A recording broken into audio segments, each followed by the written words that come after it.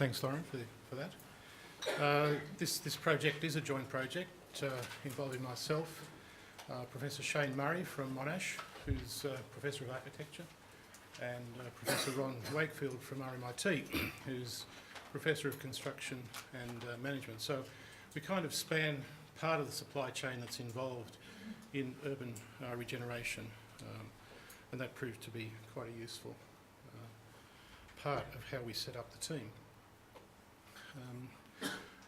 I need to correct Perth because obviously I took this from the Housing Supply Council, and I've been advised by Steve that that's not quite right for Perth. The target for infill is a little bit lower than that, so perhaps in the commentary and discussion we might have a little bit said about infill targets. I think infill targets are incredibly important because without a target you're not going to be sending signals. What I'll proceed to talk about before I get into the infill or to the investigative panel report in some more detail is just to talk about infill as a concept. It tends to be poorly defined in metro strategies. In fact, it's very difficult to find good definitions of infill. It tends to lump what I call brownfield and greyfield in together. And if there's one point that I would like to get over in the presentation today is that they need to be understood as different. And even within greyfields, there's a spectrum of urban development that needs to be understood because without understanding that, I don't think we're going to be successful in hitting the kind of targets that have been established, because there are kind of different development models, different combinations of players that sit within those broad categories, of the supply chain that Steve laid out, but have different interests and different risk factors, different motivations, different backgrounds. My focus will be on Horizon 3. I argue that to really achieve the level of urban sustainability that we need in our cities, because they're the most livable, among the most livable in the world, but that comes at the expense of massive resource inputs into those built environments and consumption by the residents who occupy those environments. So it's a matter of how you wind those levels of consumption back. And without engaging significantly with greyfield regeneration, as distinct from redevelopment, I don't think we're going to get to that particular point within the time frame that I think is critical for our society. So when you look at greyfields, and I define greyfields as those areas of housing, and my focus is primarily on housing, but not exclusively. It's where there is, the housing is physically obsolescent, technologically obsolescent. In other words, if you go through the kitchens, the bathrooms, the entertainment areas, they're all reflective of technologies and living practices, 50, 60 years ago when most of you weren't on this planet. And so those of us who are living in the 21st century are looking for, different dwelling experiences and lifestyles. So that's achieved largely through retrofit. Additions and alterations address that, but they don't add any addition to the stock. Redevelopment can replace housing, one for one, or small scale knockdown and rebuild. Typically, knock down one, build 2 to 4. There are well-established models that mums and dads investors, know and can work within the planning scheme to deliver those kinds of outcomes. But it's fragmented, piecemeal, suboptimal. It won't get you to the kind of targets that the metro schemes are looking for. So regeneration really is the key focus, we believe, in terms of trying to get change at a significant scale. Most of the metro schemes in the capital cities have for a long time had activity centres as part of the mechanism, for intensifying development.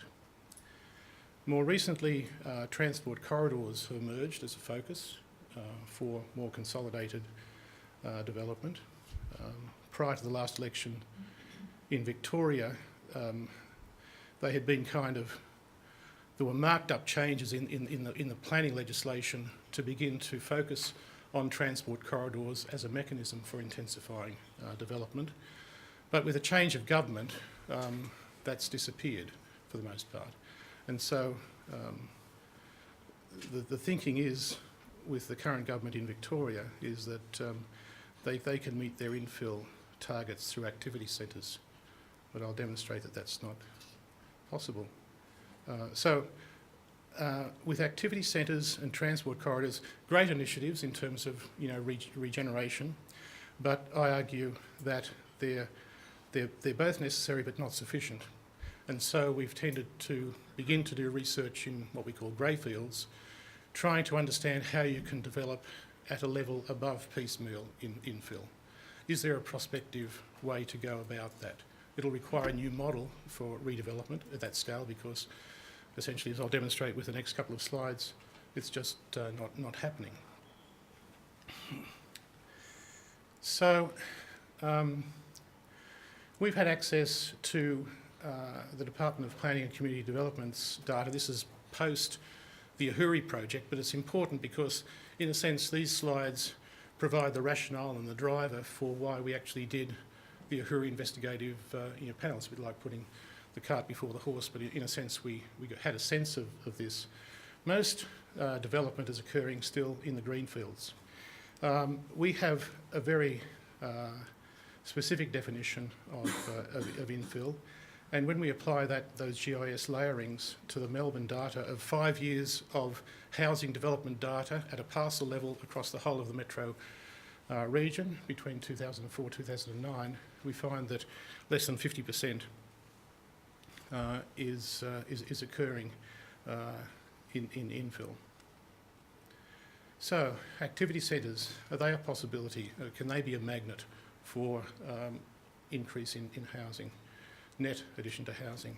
And I haven't got a pointer here, but if you go right down to the bottom, because I don't have enough time to dwell on these, only 13% of net additional housing is occurring within the designated activity centres in the metro region of Melbourne. So of itself, it won't deliver the kinds of intensification that the metro planning agencies are looking for. Transport is put forward as a significant attractor, or should be, for development around the transport corridors. It's only in the brownfields areas where you've got high public transport access where you're getting a significant kind of contribution towards net housing development. Across the high, medium and low public transport access, there's virtually no difference. So the car continues, given the nature of our metro form, cars are still something that's difficult to get people out of in terms of when housing is being redeveloped. Our suburbs, our middle suburbs, really are where there are the major challenges for regeneration in terms of a poor housing mix. They don't have much employment, but they're close to employment in the inner and the outer suburbs, and they're not really taking their share of population. So we get around to talk a bit about national urban policy, but the middle suburbs really are where there are some major challenges in terms of redevelopment and regeneration. In terms of yield, and Steve was making reference to yield, and I would echo that it has to make economic sense. So that the challenge is how to deliver redevelopment at an effective set of price points for the market that you're trying to target. And this is where you get the clearest differentiation between what's happening in terms of brownfields and greyfields in terms of housing yields. The greyfields are where the bulk of the smaller scale 1 for 1 and 1 for 2 to 4 redevelopment is taking place. The brownfields are where the larger scale high-rise apartments are occurring. The important message, though, is what's missing. There is no significant scale of redevelopment in the scale of 10 to 20 medium density. So we don't really have a model for doing this well in the middle suburbs of our cities.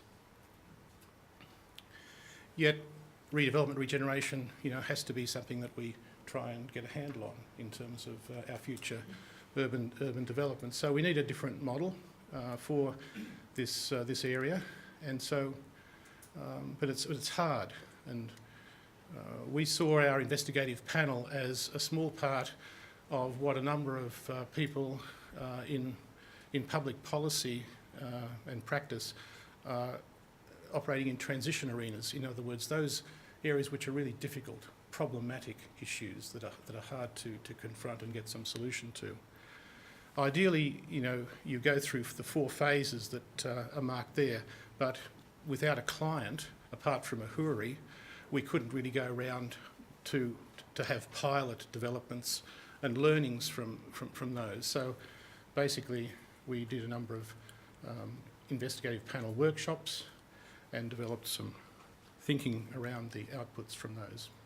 You've heard about these panels. We had 3 panels, 70 experts. They tended to be largely the same. We had a core, but we tended to go through different phases of the development processes. Used mind mapping as the way in which we captured in real time all of the conversations that were taking place. So it's a very rich way of capturing all of the dialogue. These are the kind of inhibitors to regeneration.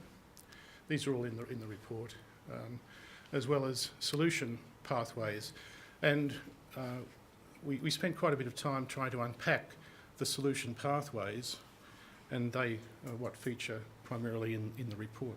We talk about those.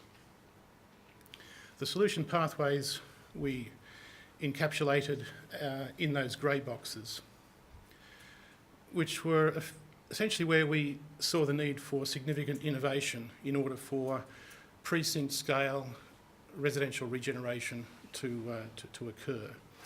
And we did this under the questions of where, what and who, but they do map into the kind of supply chain of urban development.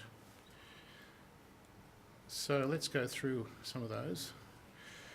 Innovation 1 was about, where do you actually locate this housing? Where is it, in fact? How do you know which areas you should be targeting?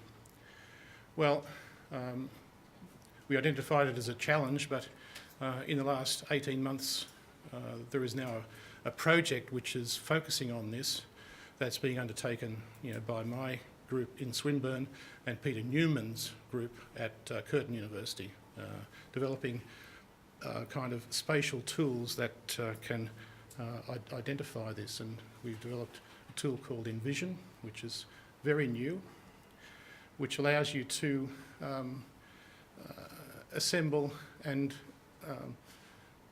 basically switch on and off, or in combination, a whole lot of different layers of data at a parcel level across a metro region. One of the critical diagnostic variables is the redevelopment potential indicator, which is a simple ratio of the value of the land to the total value of the property. So when the ratio gets close to 1, all of the value is in the land. And we've got this index for every property in Melbourne over 5 years, and you can see a wave. If you have a look over a 5-year period, you can see it like a wave advancing against a wall where there are as much as 20,000 properties back 2 years ago where the land value represented more than 80% of the total asset. So that becomes in frame for regeneration in our thinking, potentially, because it's an underutilised, undercapitalised asset that exists within our cities. And if you apply the ENVISION tool, depending on what kind of settings you put, you can very readily, almost within seconds, begin to identify maps where you are looking at potential areas for regeneration. And so what you then do is assemble stakeholders that have interests either at a state government, local government community, developer, state government, local, so there are all combinations of stakeholders that can use this tool to basically use the tacit knowledge that's in their heads to try and say, well, what is possible to do in some of these areas? We're not looking for tabula rasa redevelopment, but just to begin to identify some prospective pockets that you can begin to do some innovative development at more than the piecemeal infill. Manningham City, which is a more progressive municipality in Melbourne, were one of our partners. And this was a real kind of almost shock to the planners in Manningham when they found that most of the development that was housing redevelopment that was occurring outside their designated development areas. They didn't really know that that was happening. It's probably too late to influence. They're now on display in the context of developing new zoning schemes and housing capacity. But there is some way in which you've got to begin to get a linkage between what's happening in the market, but not entirely, with what those in community and government think should be happening in certain areas. So it's how you can begin to tie these various forces together in a productive way.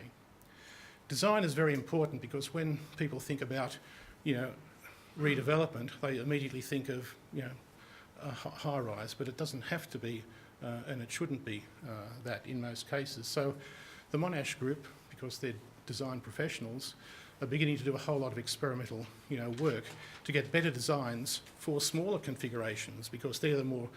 It takes a long time to assemble, a large precinct, but that doesn't mean to say that you can't begin innovating at a smaller scale.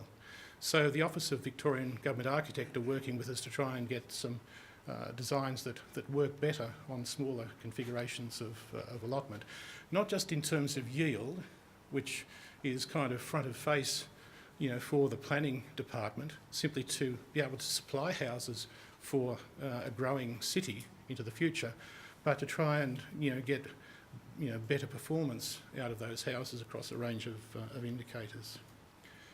Precincts obviously allow you to do much more than housing. You can get a better mix of dwellings and design. You can do a lot of zero energy, carbon neutral type of developments, better water sensitive design. Your waste solutions are superior. Your health outcomes can be better. Your construction processes can be more innovative, and you can develop a better sense of place if you can redesign, what was designed, 40 or 50 years ago based around the car. But that still lays largely ahead of us as an innovation and a challenge. What about how you deliver these kinds of housing? Well, you have a disconnect at the moment between what you can get if you put your detached house on the market with land, and if you want to remain in the same suburb in newer medium density, you don't have much change left over. So there's a real mismatch. How do you develop medium density housing at a price point that is able to attract a demonstrated target market, whether it's through the data that we reported in our AHURI report, which was a survey of 1,200 households in terms of their housing preferences, garden city detached house, car dependent versus more compact city, close to amenity and public transport. Very strong demand for the latter, and likewise with the Grattan studies pointing that out. And you just have to look at the significant differences in cost per square metre in that medium density category. So that's a major challenge. How can we get our construction industry to supply at a more affordable price in those areas? And Ron Wakefield, who was part of our team, has spent 15 years on manufactured housing. There are kind of nascent examples of that beginning to emerge in Melbourne. I understand in Perth now with modular assembly. That's a way of getting high quality manufactured housing that can be assembled quickly in medium density suburban areas where congestion is high, where costs associated with the time of construction and disruption are clear. The fourth innovation is not just community engagement, but proactive community engagement. Mostly you have to wait to see these signs spring up in your neighbourhood, and you kind of say, yeah, another house is going to be sold and redeveloped, but it's all fragmented. Part of an approach towards getting some form of more precinct scale development is to try and understand what areas may be prospective for engagement for those propositions to the residents, and develop a broker which can occupy many different kind of guises to begin to develop opportunities that could occur.